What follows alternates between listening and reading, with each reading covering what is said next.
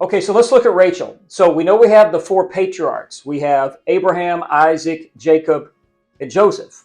But we also have the four matriarchs, and that is Sarah, Rebecca, Leah, and Rachel.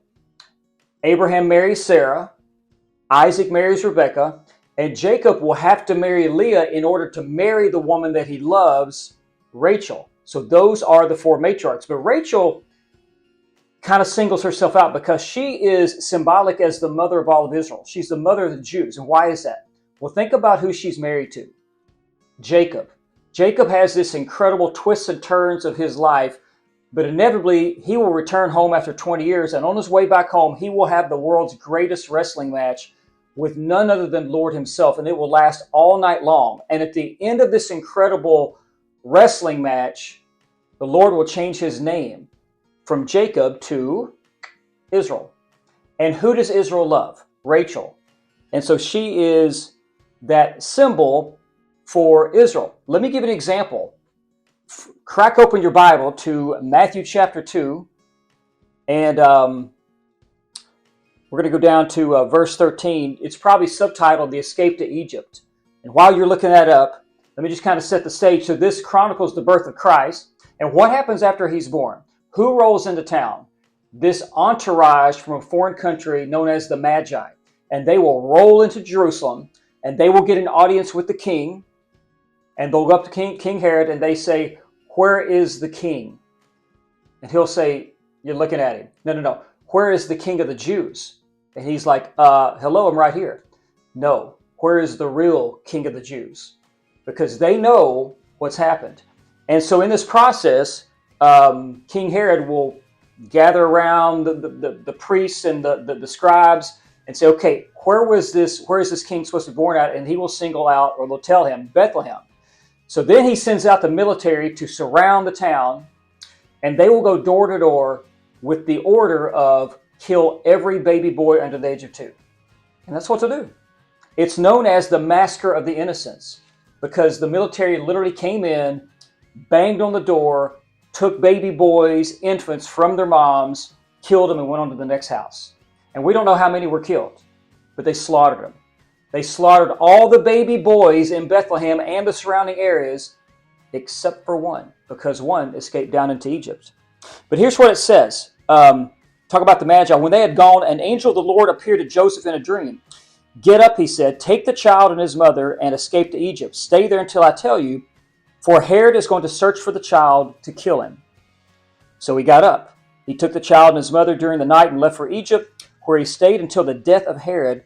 And so was fulfilled what the Lord had said through the prophet, "Out of Egypt I called my son."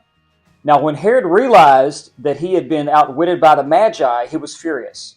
And he gave orders to kill all the boys in Bethlehem and its vicinity who were 2 years old and under, in accordance with the time he had learned from the Magi.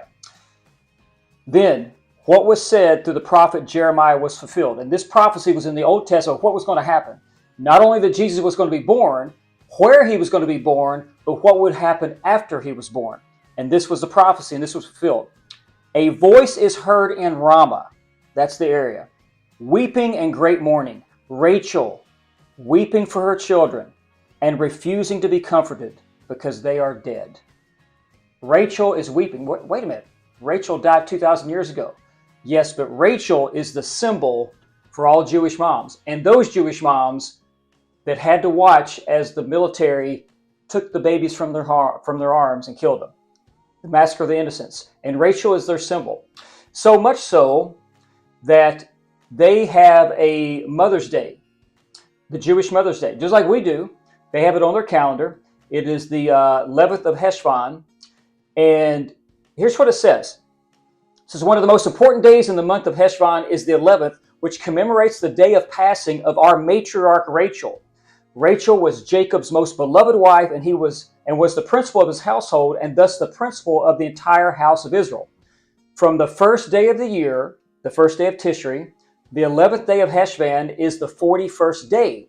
41 is the numerical value of the Hebrew word Iyam, which means mother. Thus, the 11th of Heshvan is truly the Jewish Mother's Day." And basically, in the Hebrew alphabet, every letter has a numerical value, and it just so happens that the name mother adds up to be 41. and that's the 41st day of the year.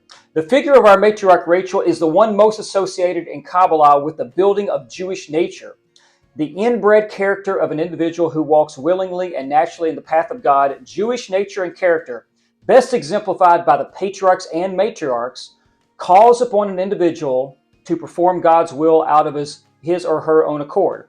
A state described by the sages as acting without dictation from above, just as our matriarch Eve, the mother of all life, is the mother of human nature, so our matriarch Rachel is the mother of our unique Jewish nature.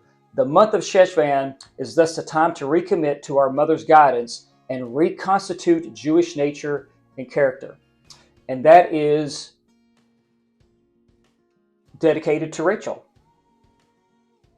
Two other interesting things about Rachel. She is described as the most beautiful woman in the Torah.